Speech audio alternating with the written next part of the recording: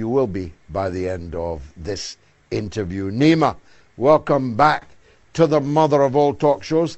I was going to adumbrate all the crimes that have been committed in the World Cup so far, which hasn't even kicked off, but I'll allow you to do it instead.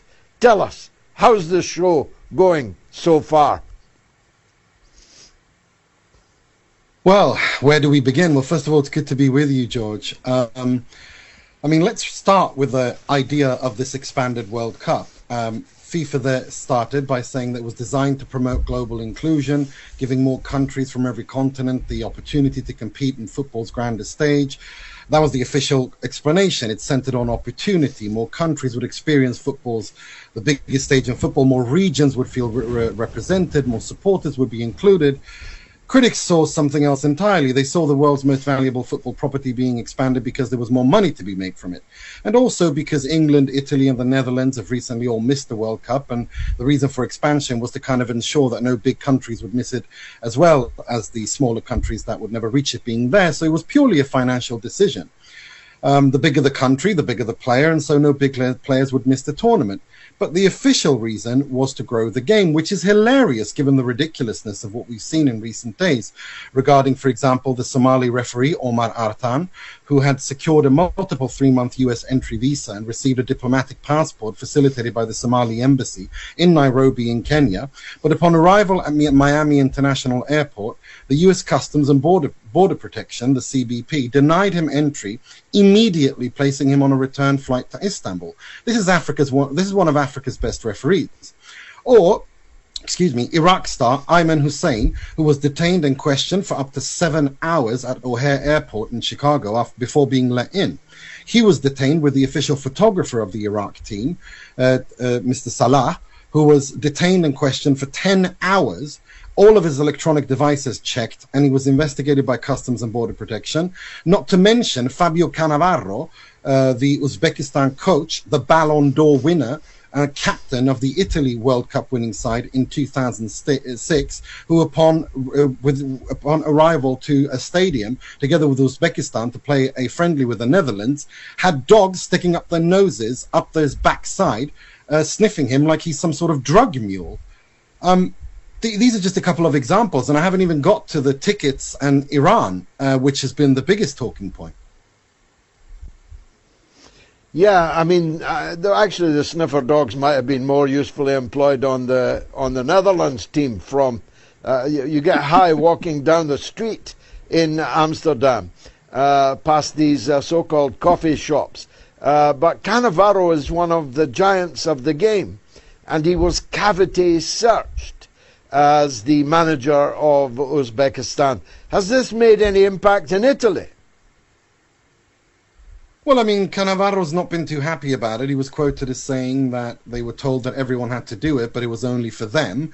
And this is, the wider point, of course, is that, all of these things that have happened at the World Cup so far, the Senegal team being treated like they were at the tarmac, and other teams as well, the 15 members of the Iranian delegation who were not allowed in, all of these are making global headlines. It's gotten so bad now, actually, that some of the usual usual hacks that haven't said a word, they've started noticing and are commenting on it now as well.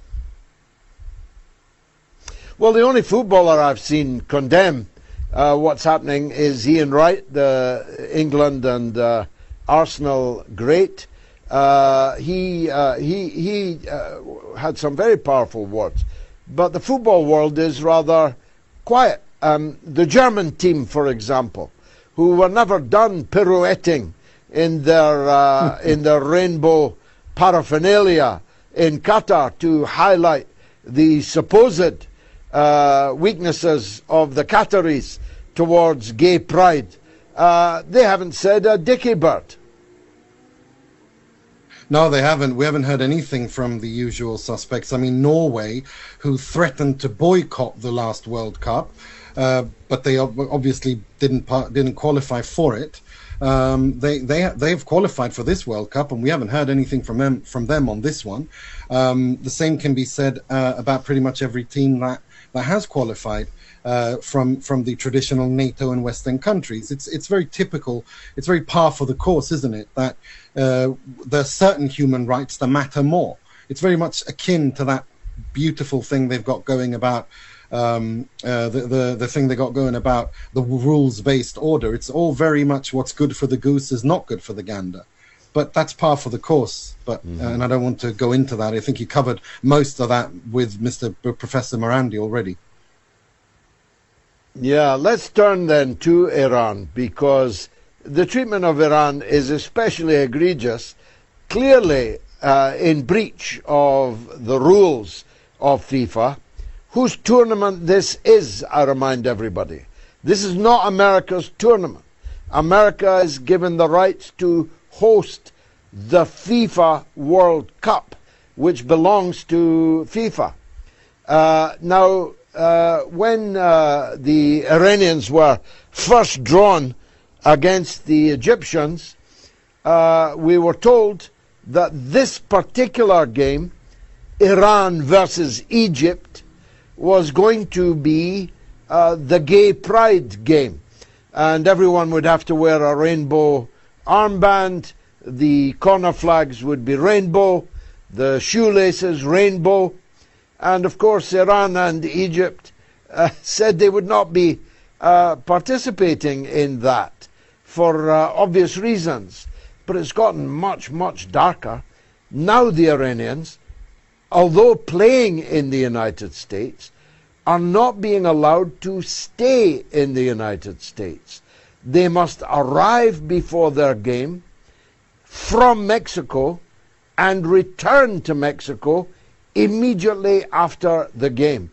How can this possibly be legal? Well, I'm going to start with what happened from the beginning. So when the war broke out, or the attack, the act of perfidy, as Scott Ritter correctly describes it, the attack on Iran, when it started, the sports minister, Ahmad Donyamali, stated that Iran shouldn't play in the USA. It's not appropriate for Iran to play in the USA come the World Cup. The Iran FA responded that if the government asked them, they would comply. However, if Iran had pulled out, FIFA would be able to punish them and fine them, and also they could suspend Iran, because they have one of the core tenets of FIFA is that the FAs have to be independent from the governments. So the Iranian FA asked FIFA to be able to play in Mexico, and this was confirmed at the time by Claudia Sheinbaum, the Mexican president, who added that, you know, Iran would be more than welcome. FIFA declined, citing that it would be too big of a disruption logistically and there wasn't enough time. Now, fast forward to April and the FIFA Congress, when the Iranian FA president, Mehdi Taj, and the entire delegation had an altercation with the Canadian immigration when they visited the Vancouver, the annual Congress, the FIFA annual Congress in Vancouver, which, you know, at the behest of the Trump administration, treated them really, really poorly. They got angry. There was an altercation. There was a confrontation. They left. FIFA apologized. They refused to enter. They flew back to Turkey. FIFA said they would charter a flight to bring them back. They refused because they were so insulted and angry, and they issued a list of 10 demands that in order for them to participate in the World Cup. And these included that the Iran national anthem be played so it could be heard, that the Iranian flag should be the only Iranian flag allowed at the stadium, that the security around the players and the staff be guaranteed, and many other requirements. Now, none of these things have been any problem at any World Cup previously when Iran has played. I mean, this was not a problem in France '98, in Germany 2006, in Brazil 2014, in Russia 2018, in Qatar 2022. These three demands I listed are particularly important given what happened in the Women's Asian Cup during the war when it began. Where these so-called Iranian monarchists, or as I call them, the cuck prince cultists of LA, rammed the bus of the women's team, harassed them in hotel lobbies, not to mention when Trump himself threatened the men's team on Truth Social and then walked it back. So security has been particularly important to the Iran delegation. Now, this then led to a meeting with FIFA where Iran was given these guarantees by FIFA.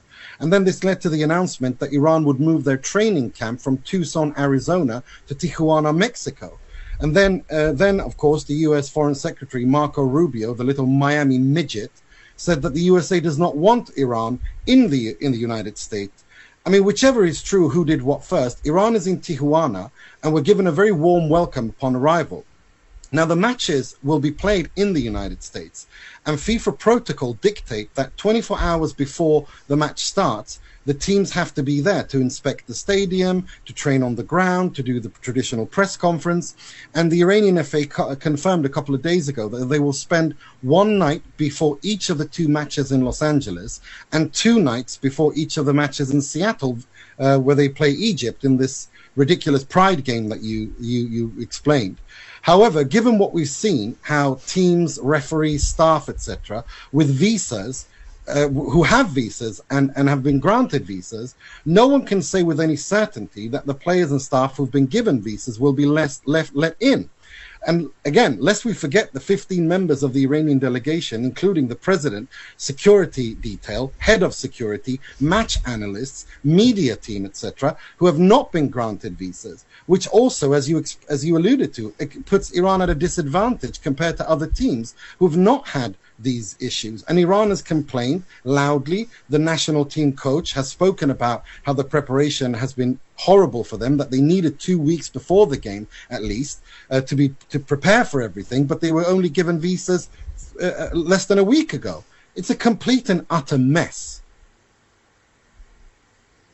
And of course the Iranian fans have had their tickets withdrawn, at least according to a report I read today. So there won't be any Iranian fans in the stadium to wave the official flags. Well, that's what happened is that they decided, the Iranian FA announced that the allocation the tickets that were allocated to the Iranian FA to sell to the Iranian fans have been cancelled, which leaves Iranian fans who have bought tickets to the United States, paid for hotels, paid for travel. Their money is now gone, and they don't know how to get it. And FIFA has just put these tickets out for general sale. But the broader point here, George, is the politicization of football. You and I are old enough to remember when we were told that football and politics should never mix. But of course, who has done the politicizing? FIFA has politicized this. They politicized football when Russia and Belarus were banned after the special military operation began.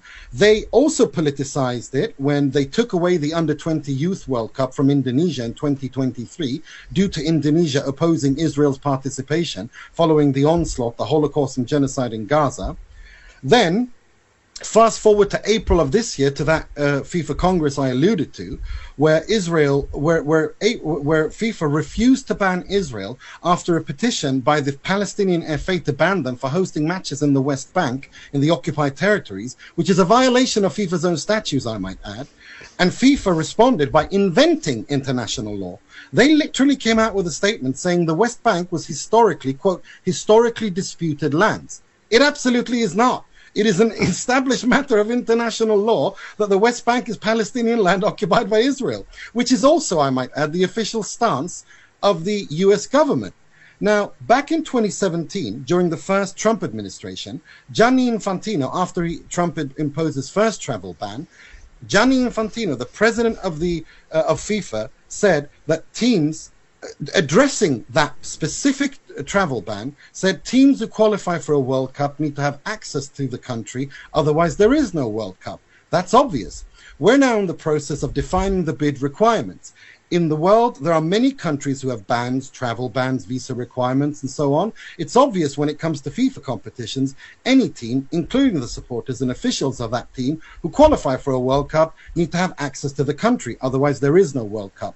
The requirements will be clear, and then each country can make up the decision whether or not to bid based on those requirements. Also, in 2025, he added, everyone will be welcome in Canada, Mexico, and the United States for the World Cup next year. There's a process to go through to get visas and so on. This process will be smooth. Well, he lied, because he's a pathological liar. And now he tries to hide behind Trump. Every country decides who enters their territory. That's not up for debate. But hosting the World Cup is a privilege, not a right. It means there are requirements to hosting the World Cup. And if a country fails in meeting those requirements, you're not fit to host that World Cup. The US cannot and has not lived to its obligation as a host, and it was evident it wasn't going to, and therefore it should have been stripped of those rights. But of course, Gianni Infantino, who not only invented that peace prize to massage Donald Trump's ego, but was also standing during the Board of Peace meeting like a grinning, bloodthirsty hyena, trying to carve up Gaza with the rest of the vultures present after the US and its lap attack dog, Israel, had murdered around 5-10% of the population, as per the Lancet. As we know, and of course, as we know, half the population are children under the age of 18, which is the legal definition of children. Now, why has he done all of these things? Because Infantino is down on both hands and knees, lining his and FIFA's pockets with golden shekels, and now he tries to hide behind Trump. Well, that's a spot that will not wipe out. This disaster is his making. FIFA are the organizers. He's the president of FIFA. The buck stops with him. Infantino has turned FIFA to the PR wing of the Epstein class, and in so doing, he has turned the World Cup to the 2026 FIFA Epstein Cup. That's what this is. It will always be known as the FIFA Epstein Cup. Couldn't put it better myself. Nima, thanks very much for joining us. I hope you'll come back before the trophy is lifted by whomsoever. We all have our favourites. Scotland probably might be in the mix towards the end. I don't know. But we'll be talking to John H. Stracey later, who has recorded an England song. So stay tuned for that. Nima Tavale Rudsari, the football genius, and a great talker too, as you have just discovered. Let me take a quick break. You are listening to TalkSport Imagine Pards on a Wednesday morning. It is now time to turn our attention, of course, to the World Cup and some of the controversy around it, especially with the Iranian men's football team. And joining us here on TalkSport is Iranian football journalist Nima Tavale. I hope I'm saying the name correctly. Hello, Nima. Hi, how are you? Yeah, very well indeed. Listen, you're going to be the best person to tell us exactly what's going on. So give us a bit of a summary of what's happening with the Iranian men's football team and the USA World Cup. Well, they've moved, as everyone is aware, their training camp to Tijuana after a bit of back and forth between the Iranian FA and FIFA. Lest we forget, there was the FIFA conference or Congress, annual Congress in Vancouver, where the Iranian delegation, despite having visas, ended up in an altercation with the Canadian immigrations.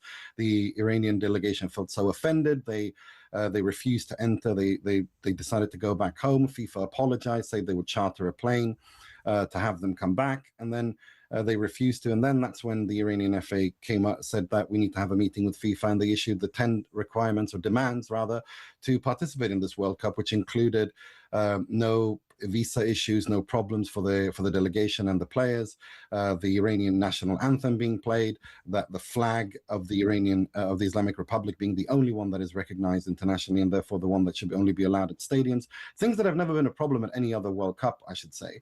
And so they agreed to that, and then they decided to host their training camp in Tijuana, because Iran, lest we forget, said from the whole beginning when the war broke out that they did not want to play their games in the United States. They wanted to play them in Mexico. FIFA said they can't accommodate that because it's too close to the tournament. And so this was kind of the compromise, if you will. Just going to read out a statement here from FIFA. It says, FIFA is not involved in host country immigration processes, including visa adjudications, and has been informed by authorities that Mr. Arton's status will not be changed at present. In line with previous FIFA events, a host government ultimately determines who receives a visa and who is admitted into their country. That is around the Somalian referee. So we've seen their statement around the referee. They're obviously pushing all sort of the focus onto America's policies. Do you think FIFA could help the Iranian men's team a bit more than they've helped out like some of the delegates and the referees? Well, it's remarkable to hear FIFA say that, given that in 2017, Gianni Infantino, during the first term of President Trump, after he imposed the seven country travel ban, he said, and I quote, "Teams who qualify for a World Cup need to have access to the country. Otherwise, there is no World Cup. That's obvious. We're now in the process of defining the bid requirements in the world. There are many countries who have bans, travel bans, visa requirements, and so on and so forth. It's obvious when it comes to FIFA competitions, any team, including the supporters and officials of that team who qualify for a World Cup, need to have access to the country. Otherwise, there is no World Cup. The requirements will be clear, and then each country can make up their decision whether they want to bid or not bid based on the requirements." Fast forward 8 years, and he said again, "Everyone will be welcome in Canada, Mexico, and the United States for the FIFA World Cup next year. There's a process to go through to get visas and so on. This process will be smooth." Well, that clearly is not true. None of that was true, and he was lying all along, because now we're in a situation where, you know, the United States, the UK, Iran, Sweden, any country decides their policy when it comes to immigration. That's true. However, every country does not have a legal, moral, or divine right to host a World Cup. That is a privilege. And in order to host and keep that privilege, you have to fill certain requirements. It's clear that the United States, from 2017 till today, even back then when it was during the bidding process, had no intention to maintain, to keep these requirements. So this is all on FIFA. They're the ones who've been turning a blind eye to all of this. And now, I'm sorry, but the buck stops with him and their organization, because they're the hosts. They knew what was going to happen. And now the proverbial bullcrap has hit the fan, and we're seeing these ridiculous scenes where Fabio Cannavaro, the Ballon d'Or winner, the Italy national team captain who raised the FIFA World Cup in 2006, he's being when they're entering into a stadium to play friendly against the Netherlands, he's having dogs sniff where dogs should not be sniffing. This is all on him. Pause. Yeah, I mean, you know, this situation with Infantino, we know where he lies, and that and his situation is very, very clear. It's all based around money, like it is with Saudi Arabia, which we've got with the World Cup coming soon. This situation with the visas is not ideal. I mean, just Nima, explain to me the logistics of playing games, because is it that they're having to fly to the game on the day? Is that correct? So again, there's been confusion around this, and nobody knows, which is again on FIFA. So basically, they have the Iranian team, the players who got the people who got the visas, because 15 members of the backroom staff, including security detail, media, match analysts, and the president of the Iranian FA, were not given visas. But the people who were given visas were given multiple entry visas. Now it's a requirement of FIFA that teams that play should be at the stadium 24 hours before to inspect the pitch, to train on the pitch, to do the official pre-match press conference and so on, right? So we don't know if they're going to be. They've said that they're going to be there for the 2 games in Los Angeles at least 24 hours before, and the game in Seattle at least 48 hours before. But again, given what we've seen, what happened to the Iraq to the Iraq photographer who had a valid visa but was still not allowed in, what happened to the ticket allocations which have been denied to Moroccan fans, to Scottish fans, to Iran fans. They all had valid visas, but now they're not certain of entering. So we don't know. It's a strange situation to be in, and obviously it's not one we like. You said the World Cup's there to unite everyone and unite the nations, and everyone should be welcome, as we said. Nima, I just want to turn our attention to the Iranian football team in general, because a lot of our listeners won't know some of the players, etc. Who are the players to look out for in the Iranian team, and what do you rank their chances at the World Cup? Well, this is Iran's 7th World Cup finals, and they've never qualified from the group. And they're in a group with New Zealand and Egypt and Belgium. And Belgium, obviously, they're going through a generational shift. Lukaku, De Bruyne, Witsel, and so on. They're not they're not their best as they once were, but they're still a very dangerous side, and they have lots of experience. Same can be kind of said about Egypt as well. So Iran will fancy their chances to beat New Zealand and try to snatch a draw from either Egypt and Belgium to qualify for the second round. As for the players to watch out for, Mehdi Taremi is the most known player, and he's the one with the most international profile, and he's also the team's top goal scorer and the captain and a leader on and off the pitch. So he's the one to look out for. And obviously Qolizadeh, who would have also been a player to watch out for, but unfortunately he injured his knee before the tournament, so he's not in the squad. Brilliant stuff. Thank you very much. That is Iranian football journalist Nima Tavalli giving us all the lowdown on what's happening with Iran at the World Cup.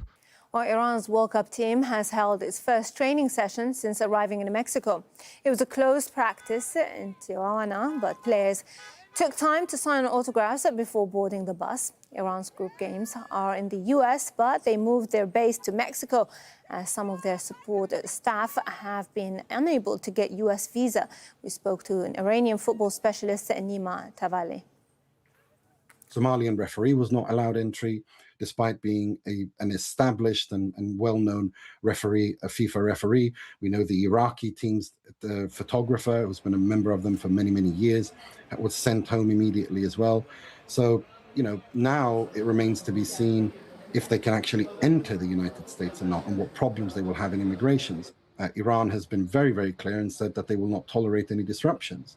That should they have the visas, they expect to be treated with the same respect and the same manner in which all teams qualified are treated. Are you excited about the World Cup, Nima? I wish I could be, but unfortunately I'm not, because of all the circus and shenanigans and nonsense on the sidelines. So I don't think many people are excited. The few fans who are actually allowed in, which I'm sure we'll get to as well, or, you know, it's a complete circus. Yeah, you know, the United States, it likes to call itself the land of opportunity. For some World Cup participants, it seems the first challenge is getting the opportunity to actually enter the country. Would you say that this is the toughest qualification round of the tournament? That's a very good way of putting it. It's definitely the most ridiculous one, because usually when teams play each other on a football pitch, at least they're playing each other with the same, at least they're on a pitch, they know the rules beforehand, they know the offside, the laws of the game are somewhat applied. But here it's just completely arbitrary, because of the fact that everyone from journalists, from players to staff to fans to referees now, despite having diplomatic passports or visas, are not allowed into the country, even though they should be allowed into the country. I mean, a World Cup is supposed to be the moment when the world comes to you, right? But like you say, when referees, they are denied entry, when the journalists, they are struggling to get visas, even the national teams, they are reportedly facing border complications. What message does that send, really? Can a tournament really claim to be global if parts of the football world, they are having trouble simply getting through the front door? It's a good question, because if we go back to Gianni Infantino, the FIFA president, in 2017, he was talking about, and I quote, "Teams who qualify for the World Cup need to have access to the country. Otherwise, there is no World Cup." That's obvious. We're now in the process of defining the bid requirements. In the world, there are many countries who have bans, travel bans, visa requirements, and so on and so forth. It's obvious when it comes to FIFA competitions, any team, including the supporters and officials of that team who qualify for a World Cup, need to have access to the country. Otherwise, there is no World Cup. That's him in 2017. And then, of course, in 2025, he said, "I think it's important to clarify. There's a lot of misconceptions out there. Everyone will be welcome in Canada, Mexico, and the United States for the FIFA World Cup next year. There's a process to go through to get visas and so on. This process will go smoothly." Well, that was another lie by what we can say now is a master liar, because every time he moves his mouth, he lies. But it's absurd. We're living in a complete absurd situation. I mean, let me just stress, it is not, you know, every country from Russia to Iran to Sweden to the United States, they decide themselves who to let in and when to let them in and so on. That's fine. But every country in the world does not have a God-given right to host a World Cup. There are requirements in place. And when those requirements aren't met, the host should be stripped of those rights. And this has been a long time coming. I mean, I wrote pieces about this for various outlets already a year and a half ago, saying this is going to be a disaster because of this administration and the way that they behave. And here we are. You've raised a very, very important point here, because you know, it is the same FIFA that banned Russia, saying that they were the aggressor against Ukraine. Now, here you have the United States that has bombed Iran, that has killed its leader, and FIFA is okay with them being the host. Well, exactly, and not just bombed Iran twice in less than 1 year, acts of perfidy during negotiations. But I mean, that's another matter for international law, or whatever's left of international law. But let's remember that Indonesia was supposed to host a FIFA youth tournament, but was unceremoniously stripped of those rights because they refused to host Israel because of the ongoing genocide and Holocaust in Gaza.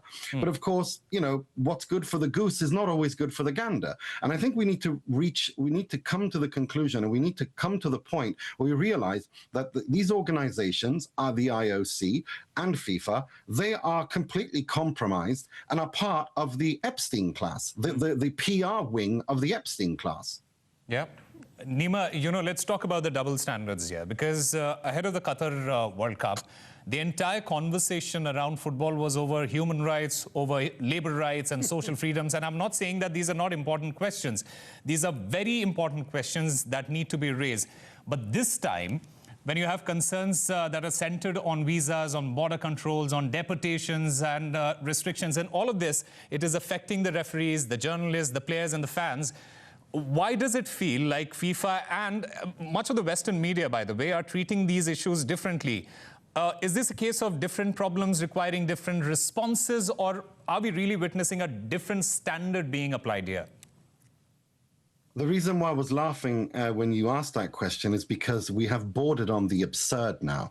The hypocrisy is so brazen and in everyone's face that you cannot but laugh at it. Yep. They don't even believe themselves when they speak. I mean, I'm old enough to remember the World Cup in Russia, and I remember the World Cup in Qatar, when everybody, the collective West and their media apparatchiks were all harping on nonstop about human rights and women's rights and gay rights and workers' rights. Well, here we are. We have Omar Arta, one of the best referee, Africa's best referee, selected by FIFA to join, to officiate games, given a diplomatic passport, denied. We're talking about the Iraqi football player, detained for 7 hours. The Iraq national team photographer, many years part of that team, with a valid visa, denied. 15 members of the Iranian delegation, all from media teams to match analysts to the president of the FA himself, denied. The Senegal and Uzbekistan team treated like drug smugglers when entering the country. I mean, I could go on and on and on. This is not even, we need a new word. This isn't hypocrisy anymore. This is something else. We're through the looking glass here. Yeah. Nima, let's talk about Iran. The reported situation involving Iran's teams, it raises an unusual issue here. Players qualifying for the tournament, they are facing extraordinary logistical hurdles because of politics beyond football. How do you look at that situation around Iran's participation, whether they should have traveled, whether they should have boycotted and sent out a statement? I mean, it is quite obvious that they would have faced bans and sanctions just like Russia did, right?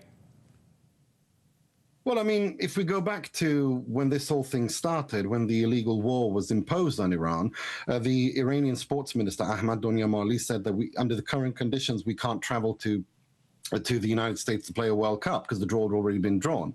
The Iranian FA said that we'll do whatever the government wants, but of course, FIFA's one of the tenets of FIFA's regulations is that the FAs have to be independent of the governments, and that applies to everybody.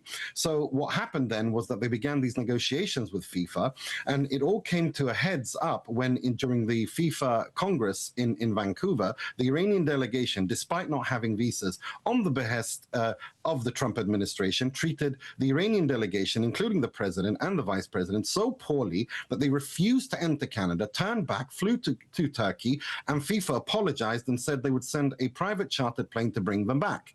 And since then, the Iranian FA has in meetings with FIFA put out a list of 10 demands, simple demands that have never been a problem at any World Cup, like, for example, the Iranian national team, the national anthem should be played and everyone should hear it. It should be the Iran's actual flag, not the flag of whoever wants, whatever flag they wanted to have before the revolution. Such a thing as guaranteeing safety, and this is an important point, lest we forget that Donald Trump threatened the safety of the Iran national team and the players on a post on Truth Social, and then of course in typical Trumpian fashion walked it back 3 minutes later because the man is probably demented and has no idea what day of the week it is, much less what he says 3 minutes earlier. So this is where we are now. And now that the players and some of the staff have been given entry visas, we still don't believe or are safe in saying that they will be allowed into the country without harassment and and other disgraceful behaviors, such as the things that we've seen to the Iraqi referee, to the Somalian referee, the Iraqi players, Uzbekistan national team, Senegal national team. I mean, this is a complete and utter farce. And I have to be honest, I don't blame the Trump administration. I blame FIFA. This is entirely on FIFA. This is entirely predictable. Let's talk about what FIFA says about immigration decisions taken by the United States. FIFA's position, it is essentially that immigration decisions belong to the sovereign governments. Now, that's legally true. But if a host country's policies, it starts affecting the people who officiate, start affecting people who report on or participate in the tournament, where does FIFA's responsibility then begin? Well, that's exactly the point. I mean, again, I just began this interview by quoting Gianni Infantino's own words in 2017 and 2025. And now let's remember that the president of the AIPS, the International Sports Journalists Association, sent out a letter to FIFA and the US host saying that the behavior against African and Iranian journalists and the visas given to them is, quote, completely unacceptable.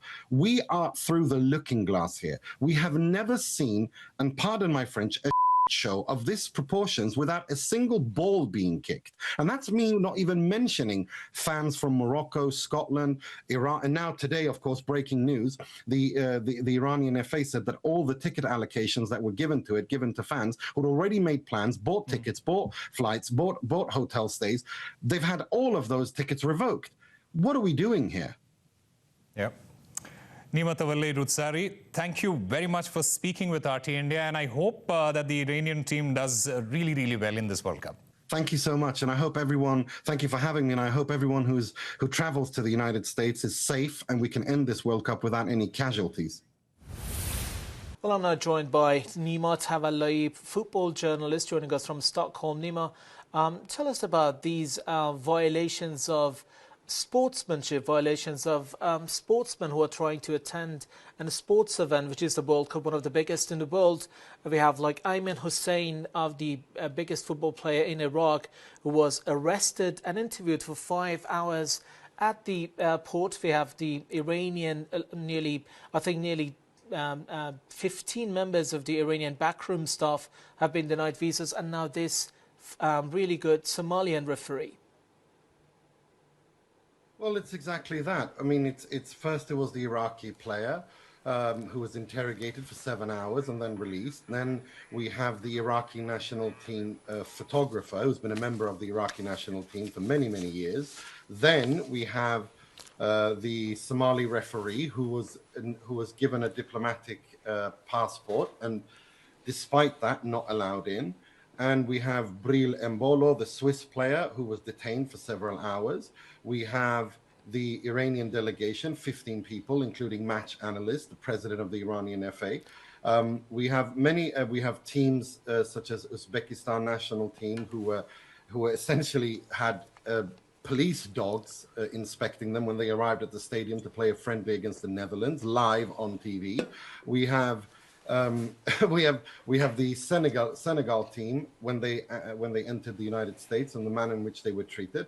I mean, it's just non-stop when it comes to this World Cup. And let's remember, when people say that FIFA hides behind the fact, rather not people, FIFA hides behind the fact when it came to the Somali referee, saying that it's up to the country who hosts what visa regulations they have. The only problem with that is that in both 2017 and in 2025, Gianni Infantino, the FIFA president, underlined that there would be no problems, that there are requirements to host the World Cup, and that these requirements, in order to host a World Cup, you have to follow these requirements. Well, they haven't been followed, and we have this mess unfolding before our eyes. And let's remember, not a single ball has been kicked yet. Right, Nima. Well, apparently the only thing FIFA is caring about is inventing something like the FIFA Peace Award and awarding it to, obviously, nobody other than President Donald Trump here. But the thing is, this double standard when it comes to the US and its treatment of members of participating teams. I remember when it was when we were the World Cup in Qatar, we were having World Cup in Qatar. The BBC even said that they're not going to cover the opening ceremony because of the different positioning of the Qatar on some gender-based politics, and they decided to air something about the violations of human rights and the history of human rights in Qatar. But we don't see anything like that when it comes to the US. Why do you think this is happening? Well, it's not just the Qatar World Cup. Let's remember that when the World Cup was in Russia, the collective West and their media apparatchiks were never off the air talking about violations of human rights, and whether it was women's rights or whether it was gay rights or whether it was whatever rights it was. But when it comes to the United States, they all do their best cricket impressions and they don't say anything about it. I mean, we understand that, now, and with the context of what FIFA did in April, I think it was, when they decided that the West Bank is not occupied territory, but that it was disputed historical lands, completely disregarding about 50, 60 years of international law. This is where we are now. These sports institutions, whether it's FIFA, the IOC, or what it is, are nothing more than just tools of imperialism. They are tools of NATO. And this is where we are. And it's important that we stress these things so that people in the world understand the reality of the situation. And that is that the human rights are not human rights. They are rights which they decide when to use, much like their rules-based order. Whose rules, whose order? My rules, my order, I decide. That's the world we live in. Right, thank you so much, Nima Tavaloyi, football journalist, joining us from Stockholm.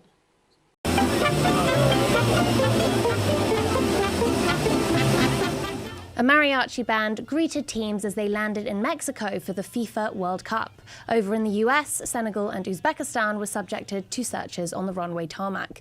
Kickoff is in 2 days, and it's the biggest World Cup in history. 48 nations, if they can get in. For many players, officials and fans, getting into the US is proving as difficult as qualifying. Omar Artan, Africa's Referee of the Year, had been selected by FIFA as the first Somali ever to officiate at a World Cup.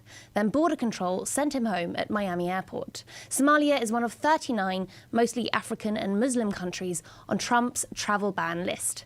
Iran said today its entire ticket allocation has been withdrawn. 14 of its staff were also denied visas, and the players got theirs just 10 days before their first match.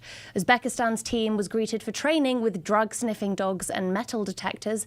Iraq's team photographer was detained for 10 hours and deported due to classified information. Iraqi striker Ayman Hussein was also held and questioned for nearly 7 hours before being allowed in. A Moroccan fan group said 95% of their visas were denied, and the media have not been spared. The International Sports Press Association said it was unacceptable that accredited Iranian and African journalists have also been banned on arrival. FIFA's response to all of this? Host governments determine who enter the country. Nima Tavali, Iranian football journalist, joins me now to discuss. Nima, is this actually a problem, or is it just rigorous security? Well, of course it's a problem, because we have to go back to 2017 when Gianni Infantino spoke about how important it was that whoever was to host the World Cup would also be able to accommodate all the staff, journalists, players, and so on. And fast forward to 2025, when he said, again, and I quote, that I think it's important to clarify that there's a lot of misconceptions out there. Everyone will be welcome in Canada, Mexico, and the United States for the FIFA World Cup next year. There's a process to go through to get visas and so on. This process will be smooth. Well, he lied on both accounts, didn't he? Because it has been anything but smooth. And what we've seen the last couple of days has been a complete embarrassment and a circus. Yeah, actually, that quote from 2017 from Gianni Infantino, FIFA president, it implied that FIFA would sort of take a firm line on this. I have it here. He said, any team, including the supporters and officials of that team who qualify for a World Cup, need to have access to the country. Otherwise, there is no World Cup. And he basically said each country can bear this in mind and then make up the decision whether they want to bid or not. He was directly referencing the US travel ban here. And yet now FIFA is not really intervening on behalf behalf of the players, the officials, or their fans. Is this a FIFA failing? Without a doubt, it's a failure by FIFA. You see, I'm one of the people who don't necessarily hold the Trump administration or the United States government responsible for this, because we know he went who he is, and he went to, he campaigned on doing these things. He did it the first time around in his first administration. This is on FIFA. They promised things that they did not intend to keep. And Gianni Infantino has been doing this throughout his tenure. I mean, he invented a peace prize to give to Donald Trump for no reason whatsoever, other than to massage his ego. And it's been like this throughout this entire process. And now we're 2-3 days off when the games start. You have complete chaos. Fans aren't coming in. Moroccan fans haven't been let in. Scottish fans don't know if they're allowed to be let in. It's a complete mess. And it's not just at the border, right, that we may see scenes like this. The White House's World Cup task force actually said that it couldn't guarantee ICE agents would not raid stadiums. What does this mean for how the World Cup could play out?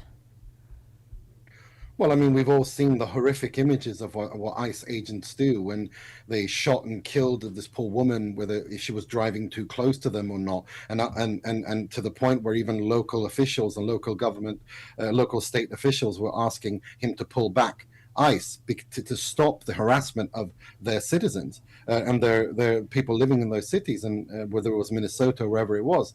Look, this is, I'm going to be honest here. I fear for the safety of people traveling to the United States for this World Cup. The few who are let in after the humiliating rituals that the U.S. Border Patrol have whenever they let in people. I mean, we saw today the Uzbekistan national team, or it was actually yesterday, the Uzbekistan national team, coached by former Ballon d'Or winner and Italy World Cup winner captain Fabio Cannavaro, having essentially canines sniffing where you don't want canine sniffing, like he's a drug mule. It's embarrassing. And finally, Nima, as the US hosts this World Cup, it is still effectively at war with Iran. A fragile ceasefire holds. Yet Iran qualified, FIFA invited them. Now their fans can't get tickets, their staff can't get visas, their players get their visas last minute. Should Iran even be expected to participate under these conditions? And I suppose from like a sportsmanship perspective, is this fair? Having no fans allowed into the country, could that disadvantage them as a team? What is the situation here with Iran? Well, the Iranian FA, as well as the players and the national team coach, have already complained to FIFA, saying that they're not being given the same opportunities as everyone else, because including in those 15 players that people who didn't get visas are 2 match analysts, there are media people, security people, head of security, which is particularly important given that Donald Trump essentially threatened the safety of the entire Iranian squad a couple of months ago on Truth Social, and then, of course, walked it back like he usually does 3 minutes later. I mean, of course this is going to have an impact. I mean, again, we've seen the Iraqi national team photographer, despite having a visa, not being let into the country. Who knows what will happen when Iran tries to enter with multiple entry visas to play these 2 games in LA as well as in Seattle. I genuinely think there's going to be more problems, more confrontations, and I really hope that no one gets hurt. Nima Tavali, thank you so much for your time. At our end, so if you're both... Oh, there you go. So if you're both okay with it, we'll get going, if that's all right. Sure, that's fine with me. Great. Okay. Brilliant. Okay, so... a day of sort of controversy, I think another day of controversy, I guess it's fair to say, around this World Cup. There has been another big story today of an exclusion. We're talking about Omar Artan, who is a FIFA-accredited referee. He is a Somalian, and he has been denied entry to the United States of America. He will not take part in this World Cup. We've seen other examples, other stories too, haven't we, of the Iranian fans. In fact, another story today, the Iranian fans have had their ticket allocation withdrawn. Some Iranian coaches not allowed. Also, other countries like Senegal, Niger, and others as well, and Haiti, crucially, have had either bans or restrictions. Ian Wright, the pundit and former England player, described this earlier as a World Cup of chaos. That said, of course, America are surely within their rights, are they not, to decide who doesn't come into their country? These are sort of well-established restrictions. These aren't necessarily being implemented for the World Cup. You would find it hard to travel to the United States under any circumstances. And is a sovereign nation not within their rights to decide who comes in, tournament or no tournament? Okay, let's get into all of that. Nima and Greg, thank you for being with us tonight. Nima, I'm going to start with you. I know you're very passionate about this point. Give me... I mean, you know, we've seen the news develop today around the Iranian fans and around this referee. It's become a pattern during this World Cup. What's your sort of gut reaction to today's news? My gut reaction or my thought process on this is that, like you alluded to in your introduction, it is the right of any country, whether it's Sweden, Iran, United States, United Kingdom, to decide who enters their country and who doesn't. However, equally, the hosting of a tournament the size of the FIFA World Cup is an honor and a privilege, not a human right, not a legal right, not a moral right, but a privilege.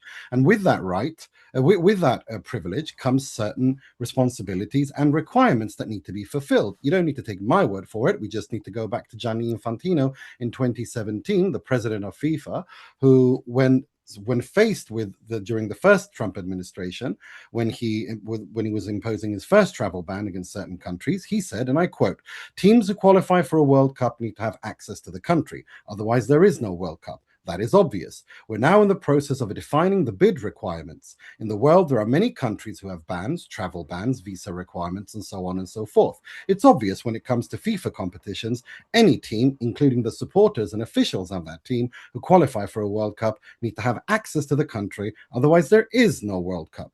The requirements will be clear, and then each country can make up their decision whether they want to bid or not, based on those requirements." And if we fast forward to 2025, the same man, the FIFA president, Gianni Infantino, said, "I think it's important to clarify this. There's a lot of misconceptions out there. Everyone will be welcome in Canada, Mexico, and the United States for the FIFA World Cup next year.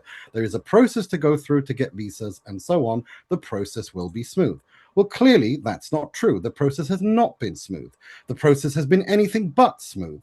And Donald Trump ran twice or three times on the platform that he ran, and he was elected by the people of the United States. However, this is FIFA's responsibility from start to finish, meaning that if the host nation cannot fulfill its duties and obligations and responsibilities under the requirements that are set, which I just read out, then they should not host this World Cup. It's as simple as that. So this is not about Donald Trump. This is about FIFA and Gianni Infantino being a pathological liar.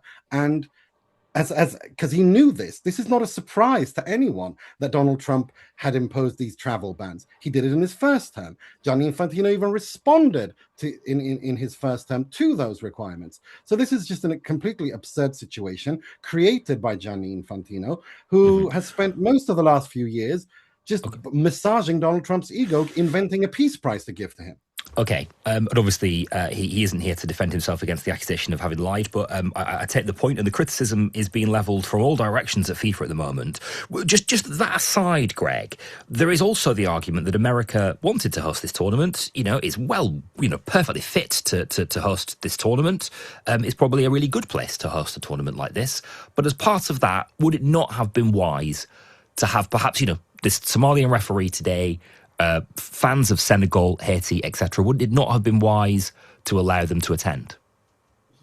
Yeah, I think it's a two-part answer. I think with the situation with the referee, I mean, that seems like a no-brainer to me. Just make an exception. There's process, and I think I'm with Nima on this. FIFA should have made sure that there were some allocations for referees and other people that are supporting the teams, or not necessarily fans, because then it gets a little complicated. So, how do you vet everyone if there's, sort of a mass movement of people coming to watch the games, people that can afford the ticket prices? But, that's another topic for another day. But I do think that surely exceptions should be made, just like they're made for coaches and players. And so I think it sounds like this just wasn't well managed, and I don't know that I'll defer to Nima, who's the expert on football, but I do think it seems odd to me that we couldn't make an exception for a referee.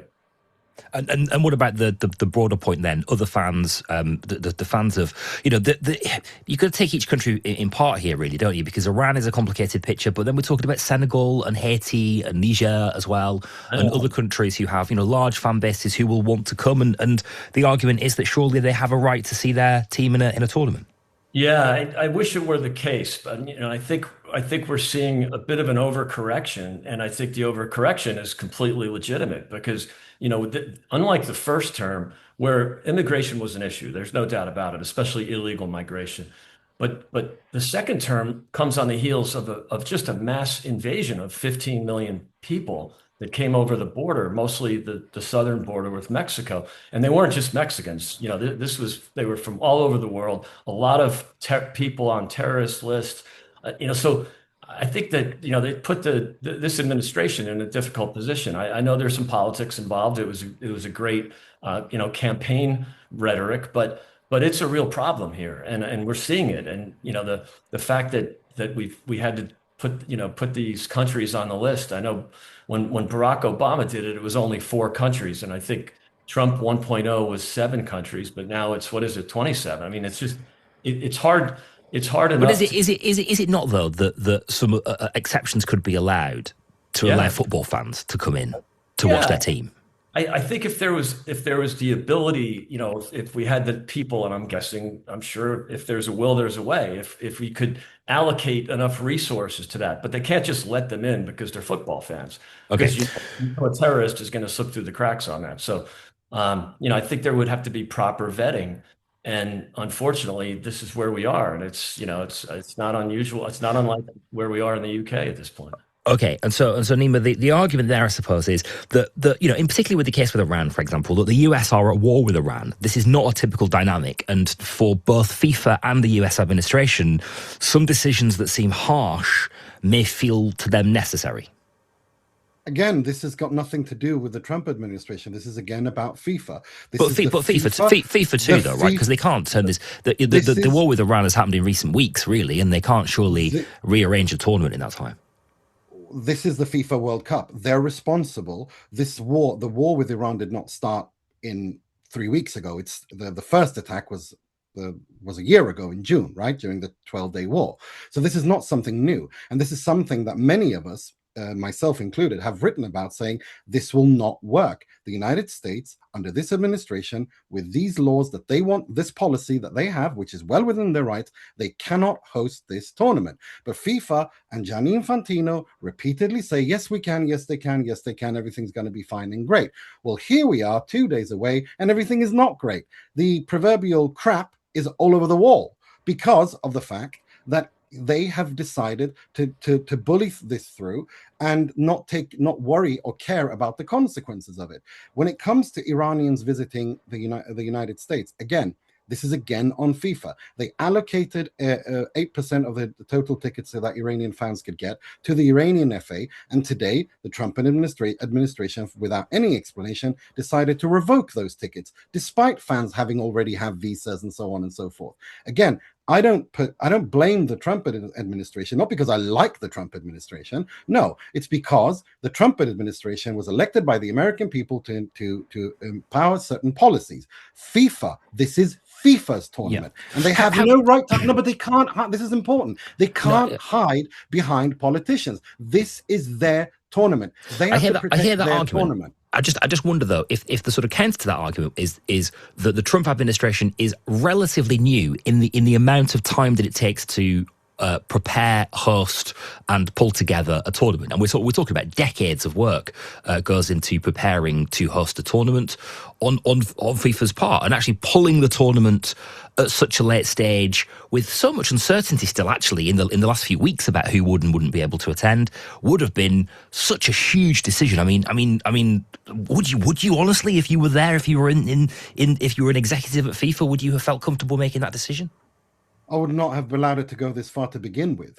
That's another thing. Again, in 2017, during his first term, 1 year into his first term, or barely a couple of months into his first term, this was already an issue. FIFA has had ample time to prepare for this, and they've done absolutely nothing. But there was no saying that Trump would win again. We had several years, of course, of a completely different political agenda in America. Well, yeah, I think, Daryl, Daryl and Nima, I think maybe what the argument is that Nima's making is that there should have been in the contract, that get the lawyers Yes. sure that there's allocations for certain countries, even if, unless it's like an act of God or war, and maybe the Iran war would check that box. But generally speaking, you could have that baked into the contracts, and that's where I think, someone was asleep at the wheel. Okay. Yeah, and also I just have to say I'm not American, and I make it a point not to comment on the domestic affairs of other countries, and because I expect the same treatment to my country, which is Iran. You don't get to have any say what happens in my country, and so I give you the same respect, and I say I don't care what happens in your country. That's your problem. That's between you and your people. So therefore, I'm not going to go into the Trump administration and their decisions. That's from where I'm coming from. This is again FIFA's tournament. They're the ones who are it's their name on the business card. They should have done something here. They didn't. They failed. And so, Greg, as America then, as the host of this tournament, who wanted to host the tournament, who bid to host this tournament, who've opened themselves up to hosting this tournament, if America wants to pursue an isolationist agenda on immigration and other such issues, it is entitled to do so. But maybe as a consequence, it cannot host international tournaments. Yeah, that's complicated because I don't think we're arguing to be isolationist. I don't think we're doing that at all. But I think we have to control our borders. That's just sovereignty. And other countries do the same in a much better and more strict way than we do.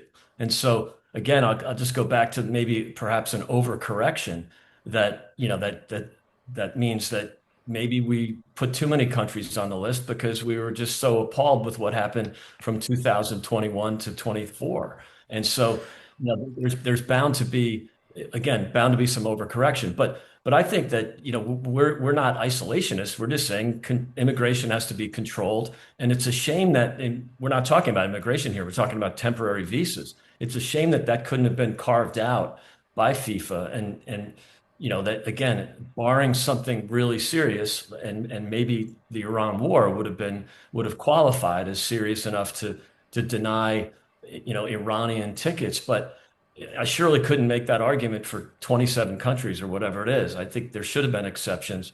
But again, you need to have a lot of, bureaucracy enable the fans coming in. I mean, that's just, there's got to be scrutiny. Do you think then in that case then that America shouldn't really be hosting this tournament?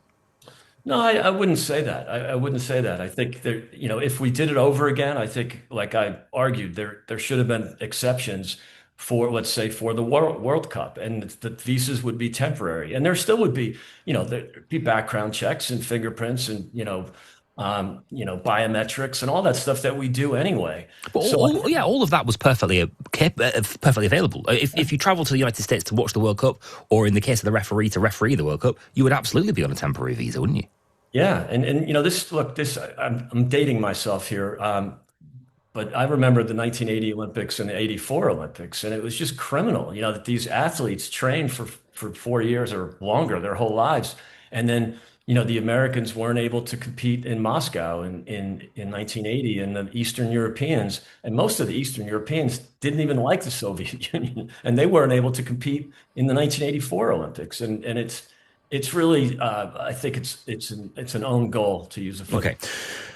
Okay. Yeah. Can I? Nice football analogy. Can I just put one final point to you then, Greg, which is that Nima talks there about quite a few different sort of things, and polls on quite a few different things that have been problems in the build-up to this World Cup, and we've talked a lot about who hasn't been allowed in and who has been allowed in, but there's also issues with other logistics, with the cost of the World Cup as well, with the politics surrounding this World Cup, and it just doesn't feel there's a real lack of buzz around it at the moment, and I wonder if there's sort of two problems with that. Firstly, it's obviously not good for the game and good for the tournament, but it's probably not good for America either, is it? As a sort of exercise in soft power and PR, is it just not going well? This I'm not getting that vibe, Daryl. I mean, I'm here in the U.S. It's hopping, and I was here in '94 as well. I mean, it's a massive energy. With the exception of the New York Knicks being in the finals, it might be the biggest sporting event here since '94, and probably even bigger because in 1994, European or whatever you want to call it, football, was not really as big a deal. You know, the little kids played, but it wasn't a big spectator sport. And now, you know, here we are 30 years later, and it's a really big deal. And so I think there's a massive buzz here. I think it's going to be like London when England's in the World Cup. Every pub is going to be packed, and I think there's a real buzz. If you're not feeling that in England or in the UK, I'm sorry to hear that. Okay, and just briefly, Nima, are you going to watch, be in it, be committed to it as soon as that first ball is kicked? Do a lot of these issues, fall away?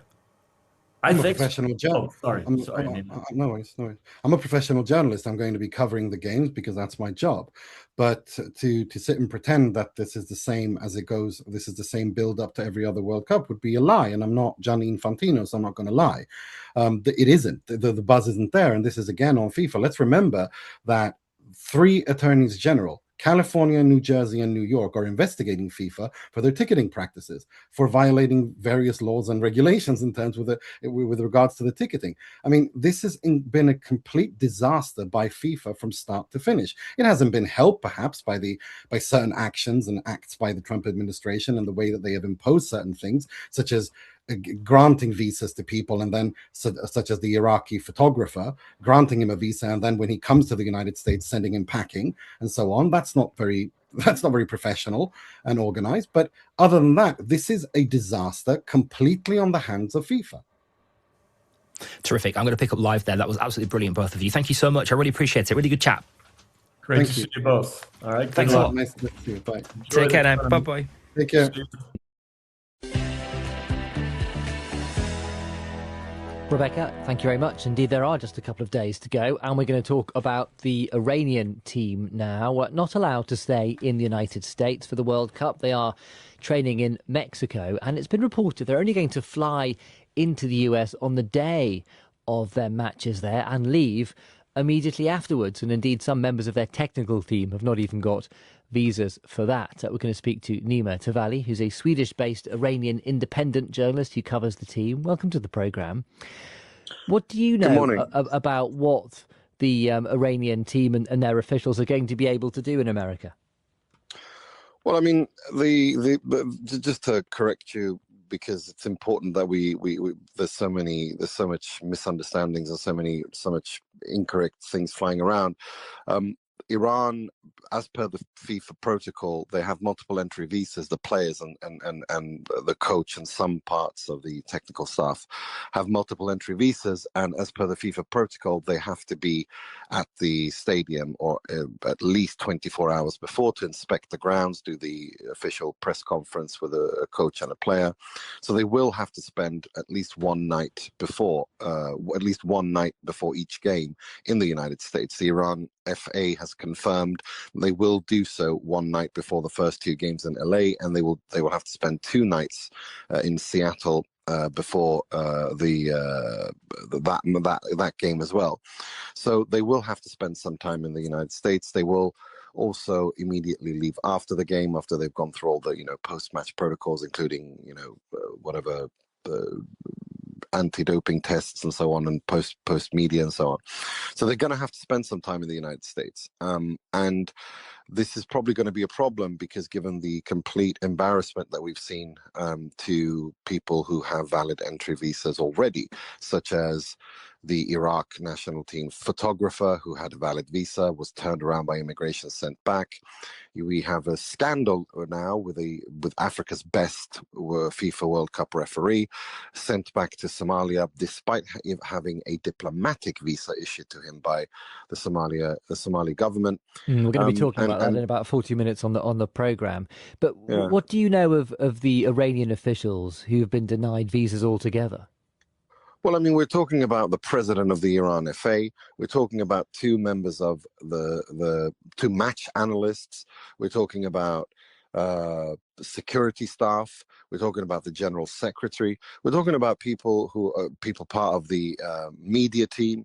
I mean, it's 15 members who are all part of the backroom staff who are there to help the national team work in and around the games, including media and security, which is which is very, very important. 2 senior members of the security team at the FA, which is very important given the behavior of the President of the United States, who essentially threatened the entire Iran team a couple of months ago and then had to walk it back, as is now very common of him to do, say something stupid and then walk it back 3 minutes later. But the fact of the matter remains that this is an issue, and Iran and Iran has said that they've already complained to FIFA and said we demand to be treated the same way as everyone else, and if you don't do that, you're kind of ruining our ability to prepare for these games. Although it is up to the host nations, isn't it, to determine whether people are issued visas or not. It's not up to FIFA, and Iran and the United States are currently at war. It is up to FIFA to decide who hosts its tournaments. And Gianni Infantino in 2017 himself was very clear that, we have requirements to host the FIFA World Cup. And if a country cannot fulfill those requirements, they don't need to host the FIFA World Cup. It's not a human right to host the FIFA World Cup. And clearly the United States and FIFA claimed when they made the application to host the World Cup that they would live up to those requirements. They're not. We've all seen these images now of the Senegal team, the way they're treated at the airport. Not to mention the Uzbekistan team ahead of their friendly against the Netherlands going into the stadium, having dogs sniff around their bags like they're drug smugglers. This is not normal behavior, so let's not pretend that it is. When it comes to the conditions on the visas, you said they will be staying a night before some of the games, 2 nights in one of the cases, but it was Iran's ambassador to Mexico who said that under the conditions of their visas, the squad would have to enter and leave the United States on the same day. Is he misunderstanding the situation then? You've got different information. Well, the full quote was that was his understanding, but he wasn't sure. Then the Iran FA, a statement from the Iran FA came out and said that no, we're going to have to enter the United States and stay 1 night before, and this is completely consistent with FIFA's regulations in a tournament that you need to have the team there at least 24 hours before. But the fact of the matter remains that we're having this conversation where nobody knows what's going to happen, and also on top of that, we already have the fact that people with visas are already being denied and sent home. This is going to be a mess. Nima Tavali, who's a Swedish-based Iranian independent journalist, covers the football team. Thanks very much indeed for joining us. You're with Newsday on the BBC World Service.